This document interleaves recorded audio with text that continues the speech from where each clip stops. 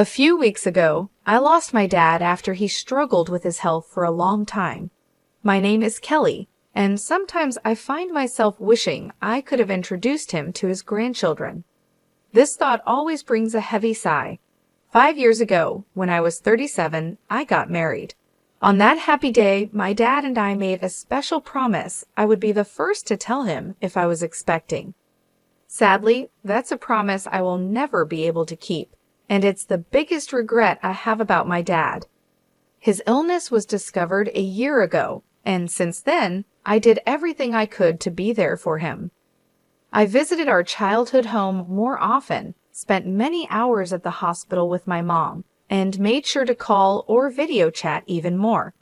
Despite all of this, I sometimes wonder if it was enough. I often think to myself, could I have done more? Lost in thought, I whispered these words, and my mom, always supportive, comforted me, saying, "Kelly, you did everything you could." Your dad knew that, and he was proud.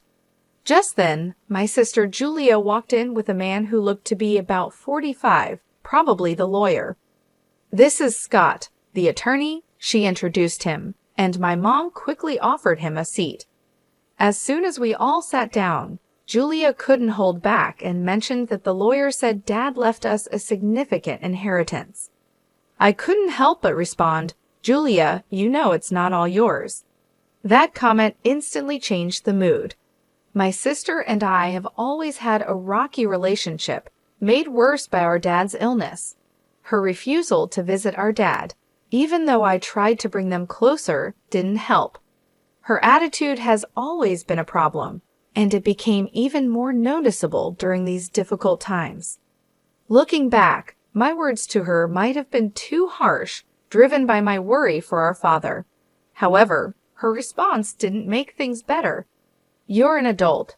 There's no need to be so stubborn," I pointed out, to which she snapped back, "I'm not being stubborn. Living in the city and traveling to the countryside isn't as simple as you think. It's just a 5-hour drive." I responded, but she argued back, saying that those 5 hours aren't just about time, it costs money. And yes, money is important to her. She told me she's busy and asked me to stop bothering her. That ended our conversation. Despite the distance, I always thought she could make an effort to visit now and then. This belief was a big reason why our relationship started to fall apart. In the end, she never visited our father, and the distance between us only grew.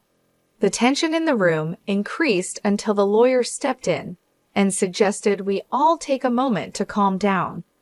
I apologized, saying, "I'm sorry," which seemed to make things a bit better. The lawyer then explained, "As I mentioned over the phone, I'm here about your father's will." My mother, looking confused, asked quietly, "When was this arranged?" The lawyer replied, "A few weeks before he passed. Your father reached out to me. He asked you to come to the hospital?" My mother asked. The lawyer answered, "Yes, I drafted the will there with him, and his primary doctor was there too. It was arranged that the doctor would notify me after your father passed, which is why I contacted you now." The lawyer then took out a white envelope and placed it in front of us. Recognizing my father's handwriting on the envelope, I whispered, "That's definitely Dad's handwriting." Julia, visibly impatient, demanded, "Just get on with it." "What does it say? You know I'm busy." The lawyer, with a slight smile, opened the envelope. Inside, there was a single piece of paper outlining the inheritance, the house, some land, some savings, and a storage shed. We knew about the house and the land, but the mention of a storage shed was new to me. My sister, frustrated, turned to the lawyer and asked, "Wait, what about the farm?" The lawyer echoed, a bit surprised, "Yes, the farm." I explained, our father used to work on it as a hobby. He had run a successful business in a nearby town, but decided to slow down after turning 55, thinking about closing the company to spend more time on his hobbies, including the farm. This new mention of the farm added another layer to our father's legacy and what he left behind during my high school years. I remember saying that I wanted to take life a bit slower. My sister, who was in college at the time, didn't agree with this more relaxed approach. But both my mom and I, worried about my dad's health, supported the idea. "Don't worry about money, Julia. We've got plenty of savings," my dad reassured her. Though hesitant, she eventually agreed. After that conversation, my dad did wind down his business and started farming close to our home. "There's something fulfilling about working with the land," he would say, his face lighting up with joy. Seeing how happy he was made me feel that we made the right choice, though Julia seemed less convinced.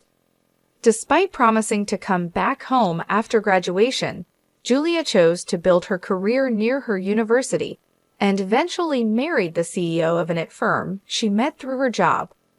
That's how things were when my father took up farming until his health started to decline. Julia insisted that the farm be included in the inheritance.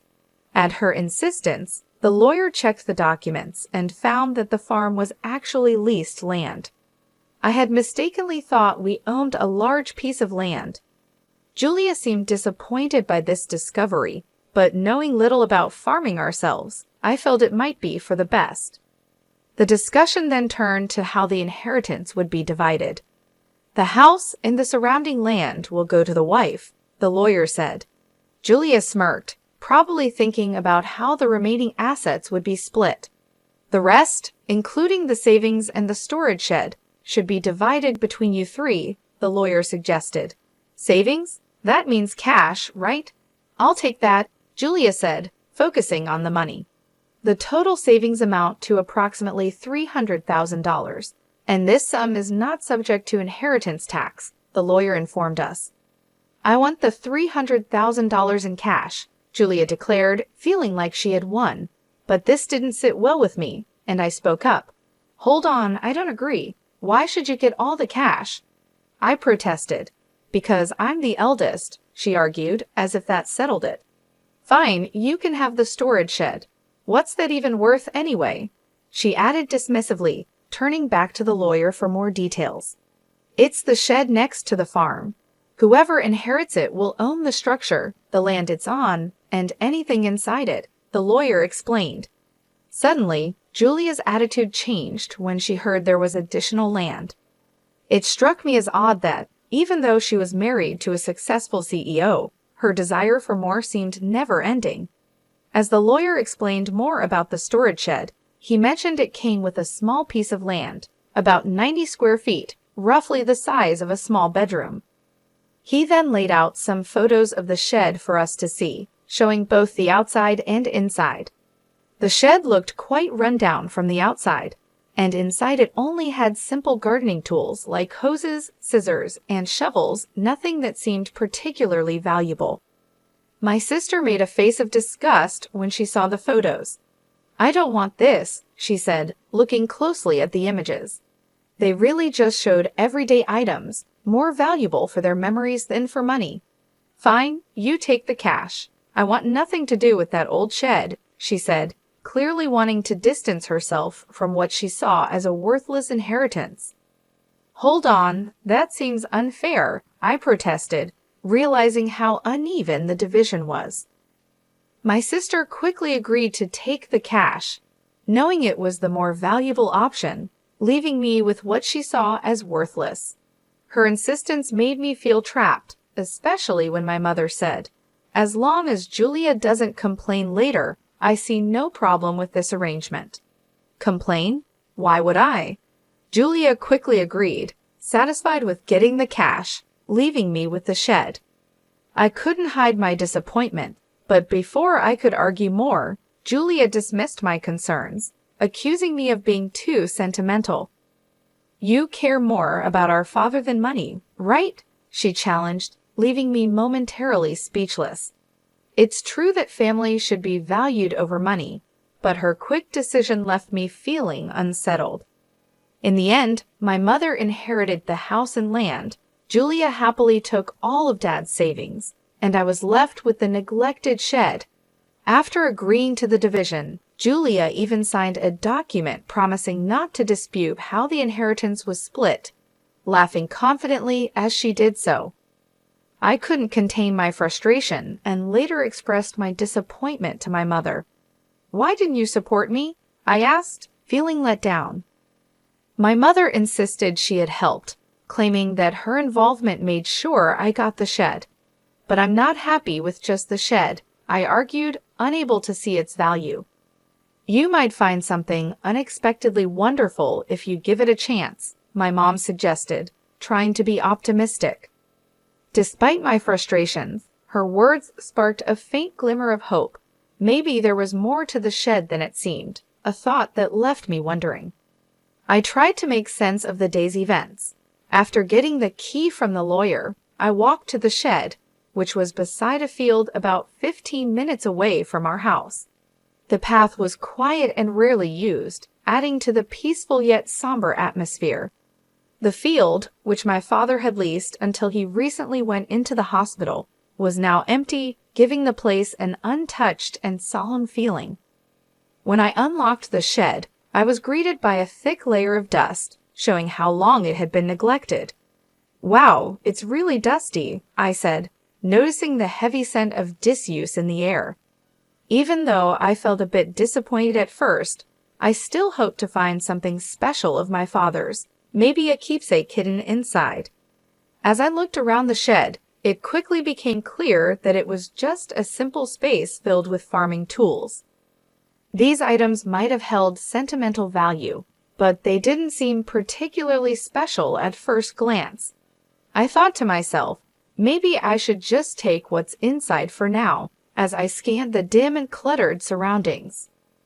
Then I noticed something odd about the shed's size. It seemed smaller on the inside than it did from the outside, which puzzled me. Was it a trick of the light, or was my mind playing tricks on me? I stepped outside to get a better look, still curious about the strange difference. Driven by curiosity, I decided to explore the outside of the shed. As I walked around to the back, hidden among a dense group of trees, I found a second door. "Wait, another entrance?" I gasped. From inside the shed, there had been no sign of this door. It looked like there was only one way in and out. This discovery hinted at a hidden space, only accessible from this secret back door. A surge of excitement rushed through me. Could this be one of Dad's secrets? He loved surprising us, always finding joy in the unexpected, like the surprises he planned for my birthdays. The memories brought tears to my eyes as I re-entered the shed, determined to find the key to this hidden door. After a thorough search, I was ready to discover what lay beyond it. I found 4 keys cleverly hidden inside the handle of a shovel. Excited, I rushed to the back door and tried one of the keys. With a satisfying click, the door swung open. Inside this small, hidden space stood a large safe, alone and imposing. "Is this from Dad's company?" I wondered aloud, as a flood of questions filled my mind. What secrets did it hold? Was this my father's way of leaving a final piece of himself behind? The discovery hinted at parts of my father's life that I had yet to uncover, like a personal treasure hunt he had left for me to explore. I immediately recognized the safe as the one that used to sit in the corner of my father's office, a familiar sight from my childhood. Seeing it brought a wave of nostalgia over me. This safe was a real connection to my father, making the inheritance feel even more meaningful. Knowing my dad, this felt like just the beginning of his final surprises for me. "There's got to be more," I whispered to myself as I used the 3rd key to unlock the safe. The door creaked open, revealing contents that left me completely amazed, an unexpected legacy. Realizing how important this discovery was, I quickly secured the safe and went to tell my mother. Later, with my husband's help, we moved the safe from my parents' home. It occurred to me that these valuable items, likely part of my inheritance, might have tax implications. Wanting to handle this properly, I decided to seek legal advice. Following the lawyer's suggestion, I contacted a certified public accountant, CPA, recommended by a friend to help navigate the possible tax issues. This professional took care of the complicated details, making sure everything was in order. A year passed as we dealt with these matters when, unexpectedly, my sister showed up at my home. Her visit was surprising, especially considering our strained relationship over the inheritance. I was just in the area, she claimed, but her uneasy behavior and the fact that we lived 20 minutes apart made her visit seem less than casual. Despite our complicated history, I invited her in. After serving coffee, she seemed restless and finally asked, "Did you win the lottery or something?" Her question puzzled me. I never played the lottery, and it wasn't the time for my husband's holiday bonus. "What are you getting at?" I asked, trying to understand her point. I finally asked her to clarify her strange accusations. Her mood shifted suddenly to irritation. "Are you making fun of me?" she accused.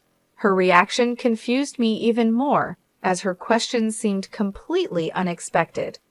I had no idea what made her think I had come into a lot of money, especially since only my family knew about the mysterious contents of the safe. My sister was filled with curiosity about money, insisting that I must have received a significant amount. She told me about a recent conversation with our aunt in the city, who unknowingly sparked her curiosity. Our aunt mentioned receiving a $5,000 gift card from me as a thank you for visiting our father during his illness. This gesture led my sister to wildly speculate that I had stumbled upon some unexpected fortune. "You've come into some money, haven't you? Just admit it," she pressed, looking for answers. Understanding what had led to her questions, I sighed, which only irritated her more. "What's with the attitude? Are you making fun of me?" she demanded. I tried to explain that it was just a gesture of appreciation, but she questioned where the money for such gifts came from. I reminded her of the inheritance, specifically the dusty shed she had dismissed, and then revealed the discovery of the safe inside it a real treasure trove left by our father. The safe contained a collection of valuable watches, a passion of our father's. Although I wasn't sure of their exact worth, it was clear they were valuable, especially considering the modest savings left behind. This revelation led to a discussion about the possibility of having to pay inheritance tax, a concern my mother had raised when she learned what was inside the safe. "What should I do, Mom?" I asked, seeking her advice. My mother suggested handling everything openly and honestly, reminding me that secrets like these usually come to light eventually. Following her advice, I contacted the lawyer we had previously consulted. The lawyer explained that the value of inherited items determines whether inheritance tax applies. This led me to take the responsible step of accurately declaring the inheritance and ensuring I was complying with all the legal and financial requirements of my newfound wealth by seeking professional advice. I found out that a certified public accountant, CPA, could help manage the valuation and tax obligations of the inherited watches for me. Trusting the CPA with this task, we discovered that the collection was worth an incredible $500,000. Because of their high value, it was clear that inheritance tax needed to be paid. The sensible advice was to keep only the watches that held sentimental value to me and sell the others to someone who could appreciate and afford them. This approach not only made financial sense, but also felt right emotionally. From the money made from the sale, I was able to cover the inheritance tax and also send gift cards to relatives who supported us during my father's illness. This is what had sparked my sister's curiosity. Among the keepsakes, I chose to keep my father's pocket watch. It wasn't worth much in terms of money, but it was rich in memories. I shared this story with my sister, showing her the pocket watch and trying to explain its sentimental value. However, her reaction was lukewarm. She seemed more interested in what was sold than what was kept. When she asked about the remaining watches and the safe, I told her it was our mother's house and explained its size and importance to our father's business. Her response was thoughtful, which left me feeling uneasy about her intentions. However, she left without asking any more questions, much to my relief, though I couldn't shake off an unsettling sense of worry. My fears were somewhat confirmed that very night when I received a distressing call from my mother, urging my husband and me to come to her house quickly. As we approached, the scene was alarming: red lights flashing in the darkness, police cars stationed outside.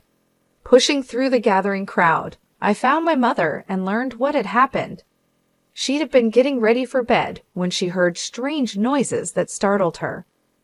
It sounded like someone was frantically searching through the house.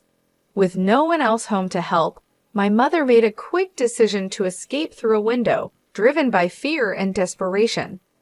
Her description of the situation was unnerving, painting a picture of a night filled with panic and uncertainty. Under the cover of darkness, my mother had noticed the eerie glow of a flashlight moving inside the house, confirming her fears of a burglary. In a state of panic, she made her escape. She sought help from our neighbor, who, after seeing the suspicious activity, quickly called the police, convinced that a burglar was in the house. But the supposed intruder was actually my sister, Julia, who had decided to search the safe after hearing about my inheritance earlier that day. Without knowing her intentions, both my mother and the neighbor were understandably alarmed. When the police arrived, the situation escalated. Julia, caught off guard and feeling guilty, tried to flee the scene in a panic. Ironically, as she attempted to escape, she collided with the safe, causing it to tip over and trap her underneath. This accident led to her being rushed to the hospital with complaints of leg pain, leaving us all in disbelief over her reckless actions. After this chaos, my mother and I found ourselves apologizing to the responding officers for the misunderstanding. I also felt the need to inform Julia's husband about the incident, only to learn from him that Julia had been hiding a significant amount of debt due to her extravagant spending on luxury items. Their recent argument had ended with her storming out, determined to borrow money from our mom to settle her financial troubles. What we didn't know was that she had already used up her inheritance in an attempt to pay off her debt. Julia's husband, already stressed from discovering her financial mismanagement, declared his intention to divorce her after hearing about her latest escapade. This revelation explained Julia's desperate actions that night, which led to a tense scene at the hospital where her husband brought up the subject of divorce. The entire ordeal turned into a dramatic clash, highlighting the serious consequences of Julia's actions and the turmoil they caused in our family. Julia was adamant, insisting, "I'm not getting a divorce, absolutely not." But the reality of her situation became clear when her husband presented the divorce papers. Faced with undeniable evidence of their broken relationship, she had no choice but to sign them. Now confined to her hospital bed, with a mix of shock and resignation, she was flipping through a part-time job magazine, clearly thinking about how to tackle her debt with new employment. While this turn of events was unfortunate, it offered a small glimmer of hope that she might finally take responsibility for her actions after everything that had happened. I made an important decision to move back to my childhood home. The chaos had definitely made me worried about my mother's well-being, but there was also a happier reason behind my choice I found out I'm expecting. After a lot of discussion, my husband and I agreed that moving back would be the best decision. This way, we can have my mother's support as our family grows. Even though I regret that my father couldn't be part of this joyful news, I find comfort in believing he would have shared in our happiness. As I step into this new chapter, the excitement of welcoming a healthy child fills me with peace and hope for the future, despite the recent family troubles.